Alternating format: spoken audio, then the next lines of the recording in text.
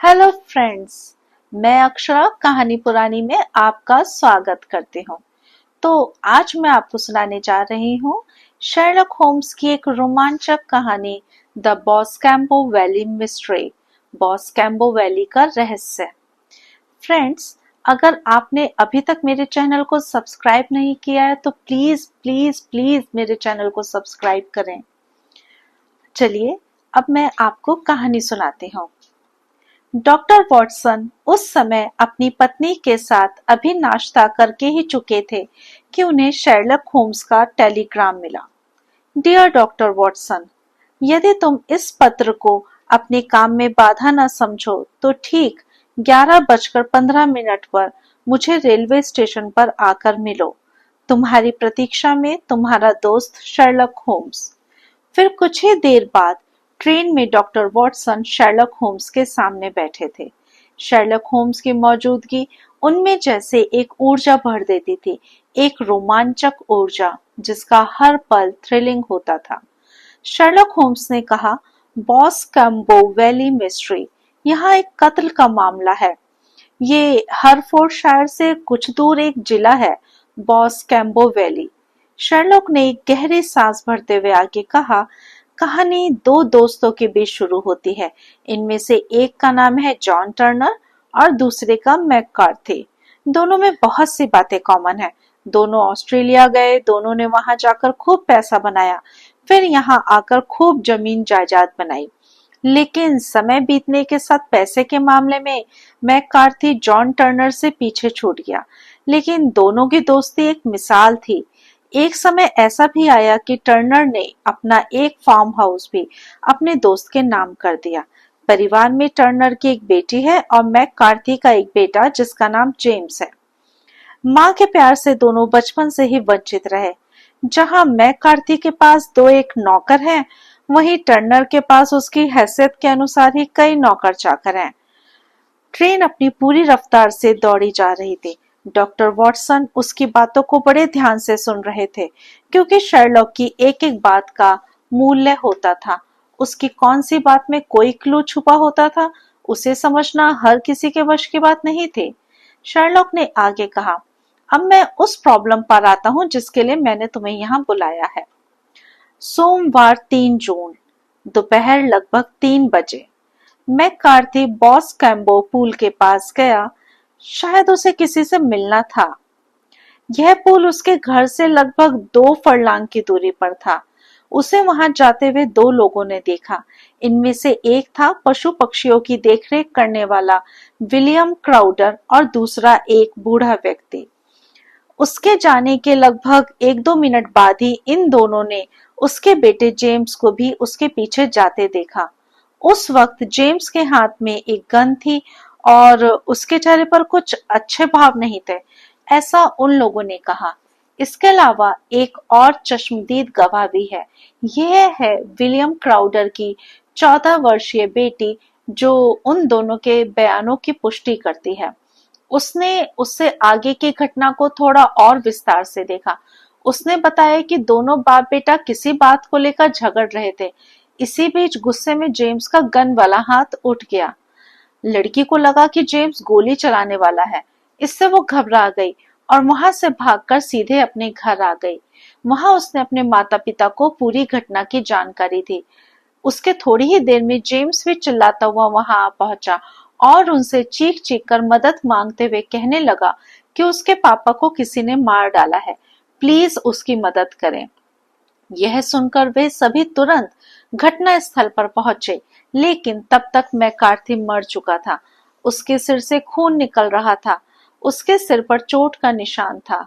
McCarthy के सिर पर किसी भारी चीज का प्रहार किया गया था। वो भारी चीज गन का बट भी हो सकते थे। पुलिस के अनुसार उसी प्रहार के कारण उसकी मौत हुई थी।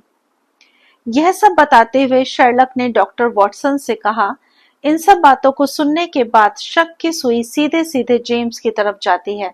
इन्हीं सब बातों और बयानों के आधार पर पुलिस ने जेम्स को अपनी कस्टडी में भी ले लिया है और उसने बिना किसी विरोध के अपनी गिरफ्तारी भी दे दी है, लेकिन वो अपना गुनाह भी कबूल नहीं कर रहा है।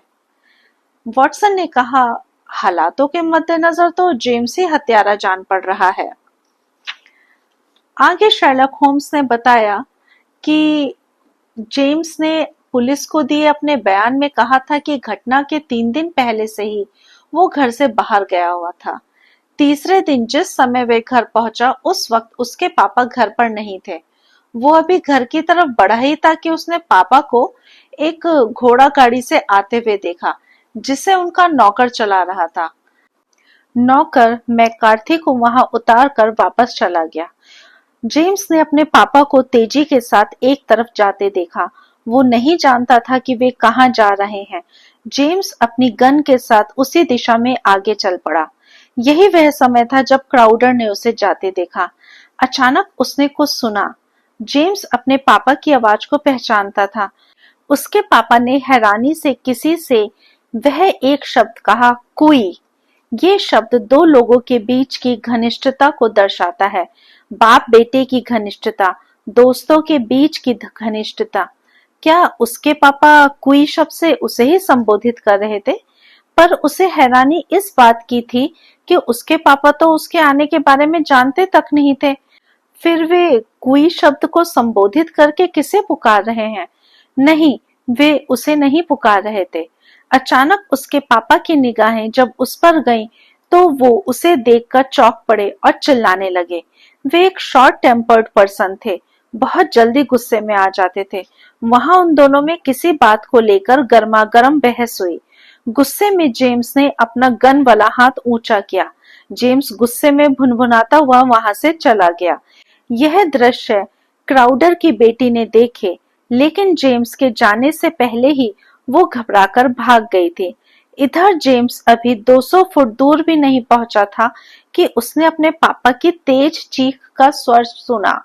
चीख सुनने के बाद जेम्स वापस उधर भागा जिधर वो पापा को छोड़कर आया था। वहां पहुंचकर उसने पापा को नीचे गिरा पाया। उनके सिर से जैसे खून का तालाब बह गया था। यह देखते ही वो अपने पापा की तरफ लपका। उसने उनका सिर अपनी गोद में लिया। उसके पापा कुछ कहने की कोशिश कर रहे थे। उनके मुंह से अस्पष्ट से शब्द निकले, ए रैट। इसी के साथ उनका सिर एक तरफ को ढुलक गया। यह देखकर वो घबरा गया और वापस भागा। उसे क्राउडर इत्यादि दिखाई दिए तो उसने उन्हें सारी बातें बताने के बाद उनसे मदद के लिए कहा। बस ये सब हुआ जो उसने बता दिया था। जेम्स ने एक बात और बताई थी कि पापा की चीख सुनने के बाद जब वो उस तरफ भागकर जा रहा था, तो उसने घटना स्थल से लगभग 10 गज दूर एक ग्रे रंग का कोट गिरे पड़े देखा था, जो कि उसके पापा का नहीं था। फिर जब उसने पापा का सिर अपनी गोद में लिया और उसके पापा की गर्दन एक तरफ को ढुलक गई, तब मदद के लिए जाते वक्त उसने उस कोट को उस जगह पर नहीं पाया। यानी वहां एक शख्स और भी ऐसा था जो उस घटना की महत्वपूर्ण कड़ी सिद्ध हो सकता है, वही जिसने कोट गायब किया या जिसका कि वो कोट था। बहरहाल जो भी हो, जांचकर्ता ने जेम्स को दोषी पाया और उसे जेल भेज दिया। मेरे हिसाब से भी यह तो ओपन एंड शट केस है। साफ साफ लग रहा है कि हत्यारा जेम्स ही है और ग्रे कोट वाली कहानी वो पुलिस को कंफ्यूज करने के लिए सुना रहा है, ताकि पुलिस यही समझती रहे कि घटना स्थल पर उसके अलावा भी कोई और मौजूद था। डॉक्टर वॉटसन ने अपना पक्ष रखते हुए कहा। ठीक 4 बजे शेरलॉक डॉक्टर वॉटसन के साथ जब बॉस्कैम्बो वैली पहुंचे, तो उन्होंने वहां इंस्पेक्टर लेस्ट्रेड को अपना इंतजार करते हुए पाया। वहां उन लोगों की केस के सिले में बातचीत हुई। इस दौरान शेरलॉक ने नोट किया कि एक आकर्षक से व्यक्तित्व की लड़की उन्हें बड़े ध्यान से देख रही थी। अचानक वो उनके पास आ गई और मासूमियत के साथ बोली, मैं मिस्टर टर्नर की बेटी हूँ। जेम्स और मैं बचपन से साथ खेले बड़े हुए हैं। हम दोनों अच्छे दोस्त हैं। मिस्टर शर्लॉक, मैं आपको उस विवाद के बारे में बताना चाहती हूँ जिसे बताने में जेम्स हिचकिचा रहा था, जिसके कारण पिता बेटे में बहस हुई थी। जेम्स के पापा उसकी शादी मुझसे करवाना चाहते थे, लेकिन ये नहीं हो सकता। वो मुझसे छोटा है और एक बात और, मेरे पापा भी इसके खिलाफ थे। शर्लक ने पूछा, क्या मैं तुम्हारे पापा मिस्टर टर्नर से बात कर सकता हूँ? पापा बहुत गंभीर रूप से बीमार हैं। उनका नर्वस सिस्टम बिगड़ चुका है। अच्छा, क्या ये सच है कि तुम्हारे पापा गोल्ड माइंस में काम करते हुए गोल्ड की चोरी के इल्जाम में जेल काट चुके हैं? जी हाँ। उसकी बातें सुनकर शर्लॉक के चेहरे पर एक विचित्र मुस्कान आ गई। उसने उसे भरोसा दिलाया, तुम्हारी ये इंफॉर्मेशन मुझे इस केस की जड़ में जाकर इसे सॉल्व करने में हेल्प करेगी। पोस्टमार्टम रिपोर्ट कहती थी कि मैक के सिर पर बाईं तरफ किसी भारी चीज से प्रहार किया गया था। उसके सिर की बाईं ओर की हड्डी टूटी हुई थी। ये तभी हो सकता था जब कोई उसके पीछे से आकर उसके सिर पर साइड से वार करता, ना कि सामने से। इसके बाद शर्लॉक जेम्स से मिलने जेल गया। वहां से आकर शर्लॉक ने बताया कि मेरी जेम्स से मीटिंग कोई खास मदद नहीं कर सकी। वो मुझे सदमे में लगा, या फिर हो सकता है वो खूनी को बचाने की कोशिश कर रहा है। उससे ये भी पता लगा कि कुछ सालों पहले उसने एक बार में काम करने वाली लड़की से शादी कर ली थी, लेकिन अब वो लड़की उसे छोड़कर किसी और के साथ शादी करना चाहती थी। इसलिए जेम्स उसके पास मिलने गया था। इन सब में उसे 3 दिन लगे थे। क्या पता उसके और उसके पापा के बीच इसी गुप्त शादी को लेकर बहस हो रही हो। वॉटसन ने आशंका व्यक्त की। शायद, शेरलॉक ने कहा। उसके बाद वो सब लोग वहां से लौट पड़े। फिर अगले दिन सुबह ही लगभग 9 बजे लेस्ट्रेड एक घोड़ा गाड़ी लेकर उनके पास पहुंचा। उस पर सवार होकर वो बॉस कैम्बो पूल की तरफ चल पड़े। लेस्ट्रेड ने रास्ते में बताया, मिस्टर टर्नर की तबीयत बहुत बिगड़ चुकी है। टर्नर के बारे में मैंने पता लगाया है। लोग उसके प्रति बहुत अच्छे विचार रखते हैं। वो मैकार्थी को बहुत मानता था। दोस्ती की खातिर उसने मैकार्थी को अपना फार्म हाउस बिना किराए के रहने को दे दिया था। कुछ लोग तो ये भी कहते हैं कि उसने फार्म हाउस उसके नाम ही कर दिया था। टर्नर का फार्म हाउस 2 मंजिला बना था, जिसके ऊपर सर्वेंट क्वार्टर्स भी बने थे। उस समय वह फार्म हाउस मैकार्थी के कब्जे में था। डोर बेल बजाने पर मेड ने दरवाजा खोला और उन तीनों को भीतर ले गई। शर्लॉक होम्स की बाज जैसी पैनी निगाहें प्रत्येक चीज का बड़ी बारीकी के साथ मुआयना कर रही थी। उसने मैकार्थी के उन जूतों को भी बड़े ध्यान से देखा जो उसने मरने से पहले पहने हुए थे। वहां से लगभग 50 गज दूर ही बॉस कैम्बो पूल था, जहां मैकार्थी की हत्या हुई थी। बॉस कॉम्बे पूल चारों तरफ से हरियाली से घिरा था।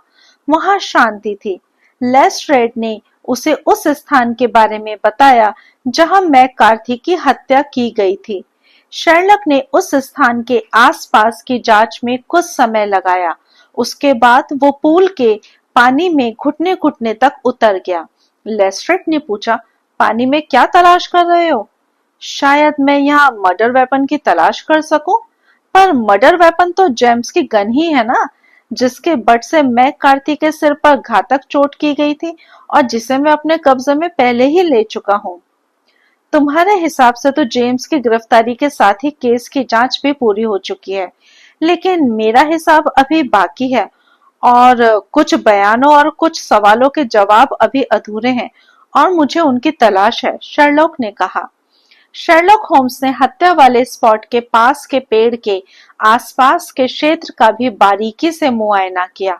सभी उसकी प्रत्येक हरकत को बड़े ध्यान से देख रहे थे। शर्लॉक झुककर कुछ देखने की कोशिश कर रहा था। सहसा शर्लॉक ने सबका ध्यान अपनी तरफ आकर्षित किया। अरे यह देखो, क्या है वहां पर? मैक कार्थी के जूतों के निशान। हाँ, मैंने भी देखे थे, लेस्ट्रेड ने उधर आते हुए कहा। इनमें खास क्या है? ये उसके चहलकदमी के निशान हैं। इससे पता चलता है कि उसे किसी का इंतजार था। अक्सर बेचैनी में ही कोई ऐसी चहलकदमी किया करता है। और यह देखो, यहाँ कुछ और कदमों के निशान भी है। जूतों के निशान एक ही आदमी के हैं, पर ये 2 तरह से बने हैं। एक आराम से किसी के चलकर यहाँ आने के, दूसरे भागकर किसी के आने के। भागकर आने वाले निशान आराम से चलकर आने वाले निशानों से अधिक गहरे हैं। तुम्हारे हिसाब से ये निशान किसके जूतों के होने चाहिए? डॉक्टर वॉटसन ने पूछा। जेम्स के। इससे उसके बयानों की सच्चाई पता चलती है। उसने बताया था कि पहले वो आराम से चलकर अपने पिता के पास गया था और उनसे बहस के बाद जब वो दोबारा अपने पिता की चीख सुनकर भागकर वहां पहुंचा तो दूसरे निशान बने। शर्लॉक ने आगे कहा, यहाँ तीसरे के कदमों के निशान भी हैं। इंटरेस्टिंग। पर इन जूतों के पूरे निशान न बनकर केवल पंजों के ही निशान बने दिखाई पड़ रहे हैं, जैसे कोई चुपके से बेआवाज किसी तक पहुंचना चाह रहा हो, जैसे बिना एड़ी को जमीन पर रखे कोई दबे पांव अपने शिकार को दबोचने की आगे बढ़ रहा हो। यानी कोई था जो मर्डर के इरादे से मैकार्थी की तरफ दबे पांव बढ़ रहा था, शायद वही जिसका मैकार्थी को इंतजार था। हाँ, एक खास बात और, चकोर मार्क वाले ऐसे स्पेशल शूज फिजिकली हैंडीकैप्ड लोगों के लिए भी बनाए जाते हैं। अब वो दबे पांव बढ़ रहा था, ये हैंडीकैप्ड था।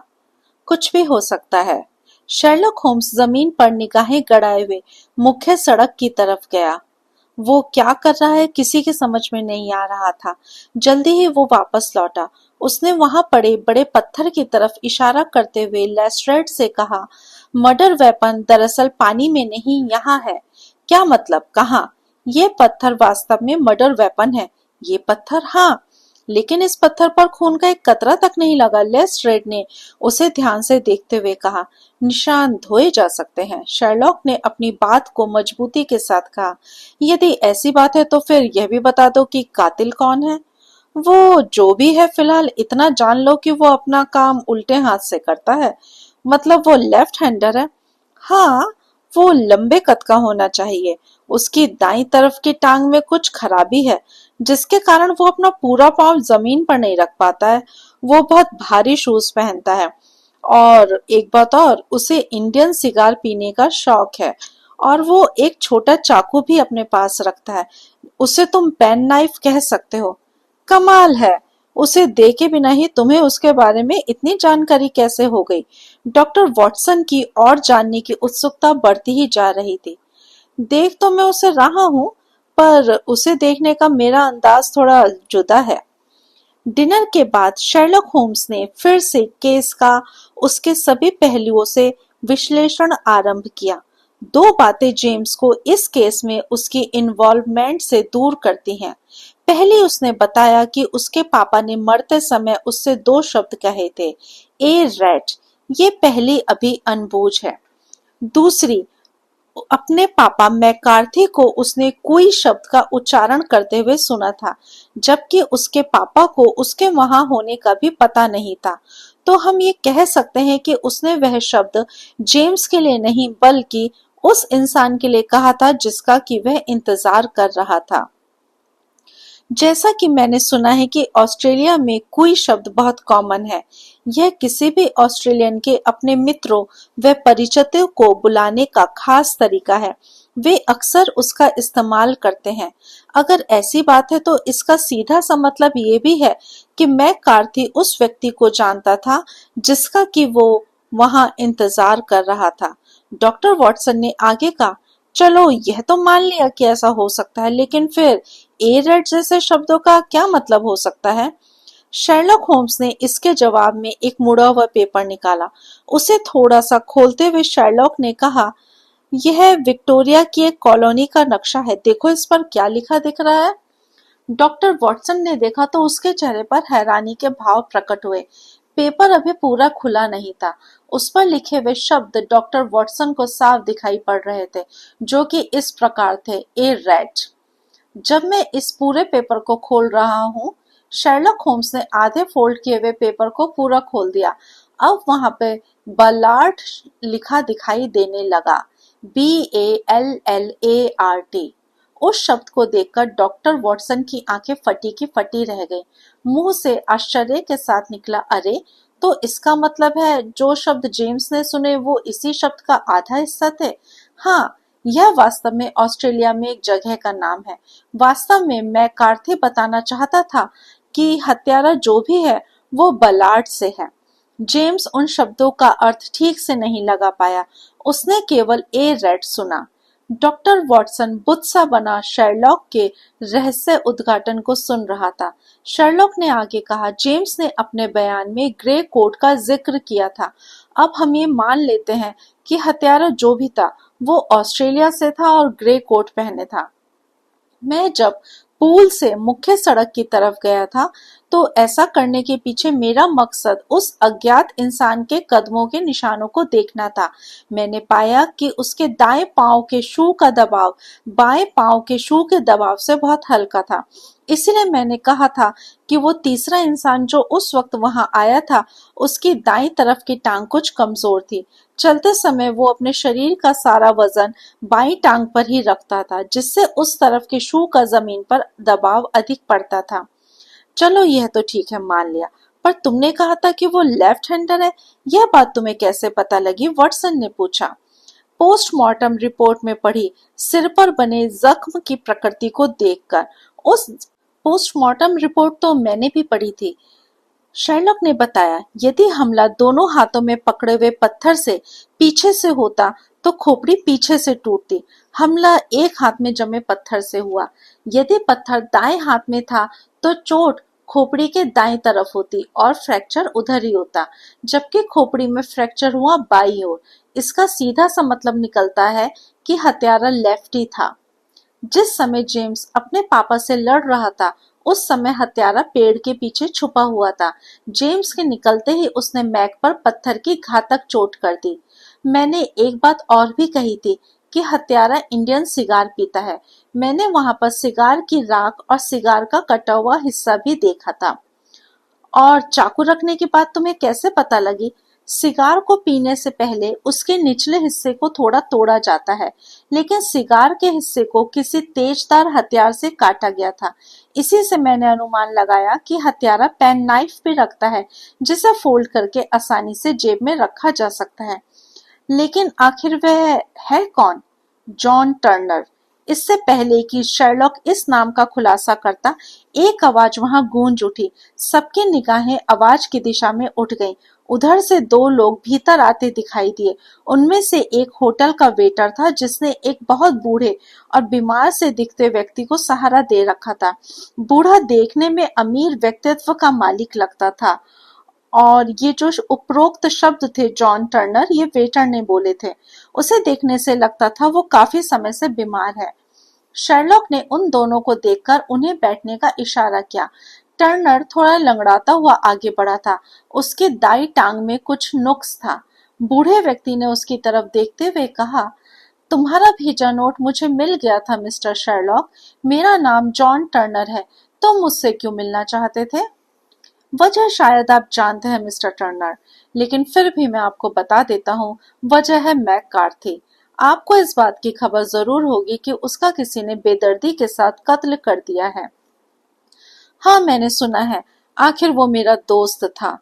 टर्नर के चेहरे पर निराशा फैल गई। लेकिन मुझे जेम्स के बारे में जानकर दुख हुआ। उसे जेल में नहीं होना चाहिए था। इसीलिए तो आपको बुलवाया है मिस्टर टर्नर, कि आप सच बयान करें। जॉन टर्नर ने कहना शुरू किया। जेम्स के जेल जाने की बात सुनकर मैं सच बताना चाहता था, लेकिन मैं अपनी बेटी के कारण चुप रहा। वो ये बात कभी बर्दाश्त नहीं कर पाती कि मैं ही मैककार्थी का हत्यारा हूँ। हाँ, मैंने ही उसकी हत्या की है। सब उसकी तरफ देख रहे थे। उसने आगे कहा, मिस्टर शर्लॉक होम्स, मैं आखिरी घड़ियां गिन रहा हूँ। मेरी बीमारी मुझे पल पल मार रही है। मैं आपसे रिक्वेस्ट करता हूँ, मेरे गुनाह के लिए मुझे भले ही हाउस अरेस्ट कर लिया जाए, पर प्लीज मुझे जेल ना भेजा जाए। टर्नर की आंखें भीग आई थीं। मैं पुलिस का आदमी नहीं हूँ। यह अधिकार मेरे हाथ में नहीं है। मैं बस एक बात जानता हूँ कि जेम्स बेगुनाह है। उसे सजा नहीं मिलनी चाहिए और मेरा मकसद जेम्स को छुड़वाना है। यह कहने के साथ ही शार्लॉक ने एक कोरा कागज जॉन टर्नर के सामने रख दिया। फिर बोला, आप इस पर अपना बयान दर्ज करवा दें कि सच क्या है। मैं आपको भरोसा दिलाता हूँ मैं आपको भरोसा दिलाता हूँ कि आपके इस लिखित बयान का प्रयोग मैं तभी करूंगा जब जेम्स किसी भी कोशिश से सजा से बचता हुआ नहीं दिखेगा, उससे पहले नहीं। शर्लॉक उसका बयान लिखने लगा। ये कहानी बहुत पहले ही शुरू हो चुकी थी। ऑस्ट्रेलिया में मैं एक गैंगस्टर था। उसकी बात सुनकर डॉक्टर वॉटसन थोड़ा पीछे खिसक गए। टर्नर आगे बोला, मैं अपने गैंग का सबसे खूंखार लीडर था। मेरी गैंग का नाम बलार्ड था।